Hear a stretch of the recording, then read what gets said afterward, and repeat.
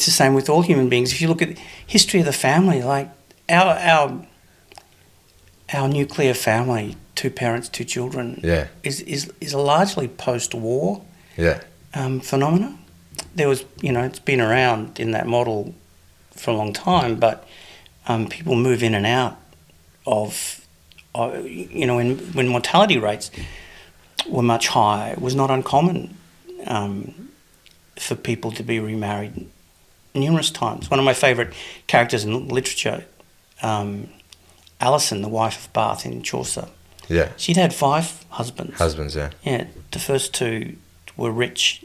She was pretty, they were rich, they died. The third beat her up and he died mysteriously in the night. Yeah. With a knife to the neck or something, huh? Well, she does admit that she might have killed him a bit dead. Yeah. And that's, I don't know, late 15th century. Okay. The stories are the same. They're the same. We're the same people.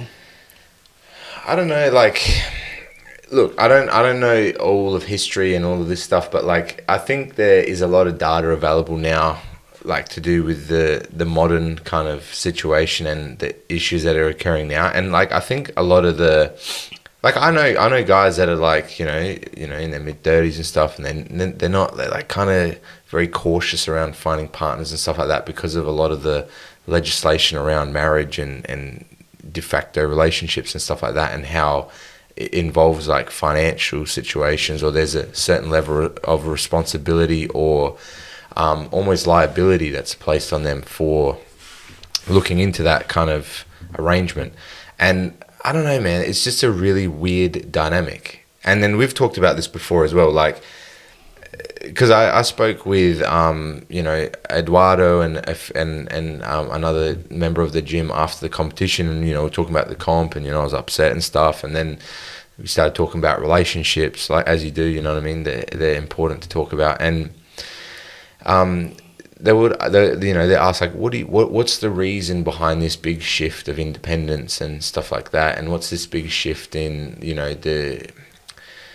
I don't know what it is, just the division between the sexes almost in Western culture. And I was like, look, I don't know, but I know there's a lot of people that point towards certain things, and you've mentioned this before as well, that I've talked to you about the introduction of hormonal birth control and how that kind of changed the function of sex almost.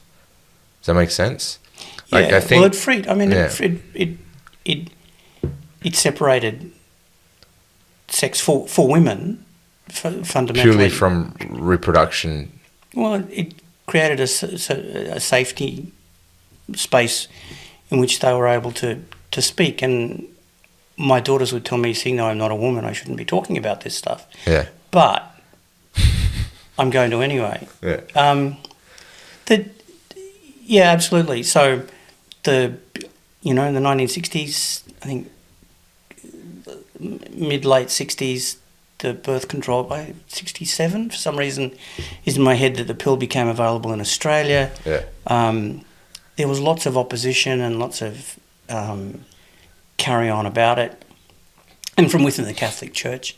Yeah. And but it was a godsend. It was a godsend in so many different ways, and so that the conversation around women's rights, which was sort of starting to happen in parallel, and equality for women could actually happen. It seemed up to me at that stage it was difficult for it to happen because there was no space for women to move, and that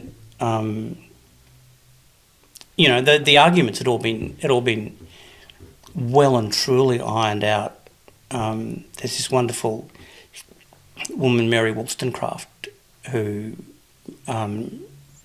married Percy Bysshe Shelley, the poet, and she wrote a document called The Vindication of the Rights of Women, which was in response to another one called The Vindication of the Rights of Man, which was kind of in response to the French Revolution. Anyway, so Mary Wollstonecraft set out all the women's rights arguments in 1780. So it's all written there. What were they? Oh, that equal rights, that women and men have equal rights, should have equal rights.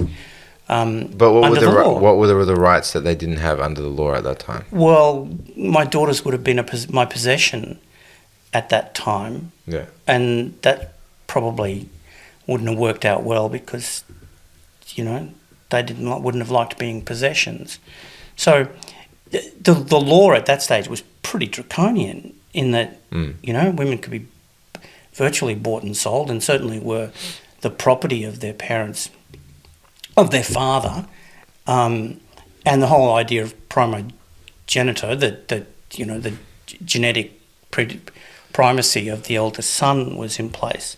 So that was the eldest. What does that mean? The eldest son would inherit. So primogeniture, the primacy of genetic inheritance. So.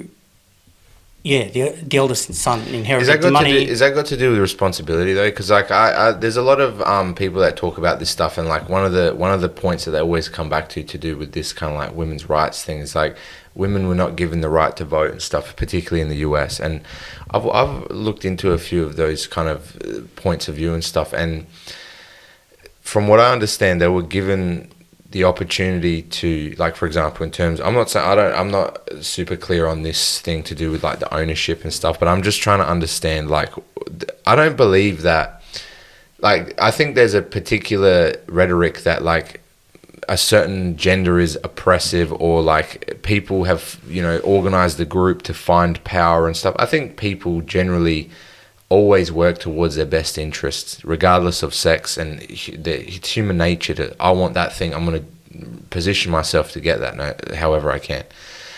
I don't think, like you were saying before, I don't think that like, you know, the 100% of the, you know, male population is evil. I don't think that the 100% of the female population is manipulative, whatever. Does that make sense? Like, so I think there has to be some reason, for whatever reason at that time they thought was reasonable for that to be the law and the rule. Just like there's laws and rules now around, you know, family court and stuff that people are really upset about that doesn't really work anymore.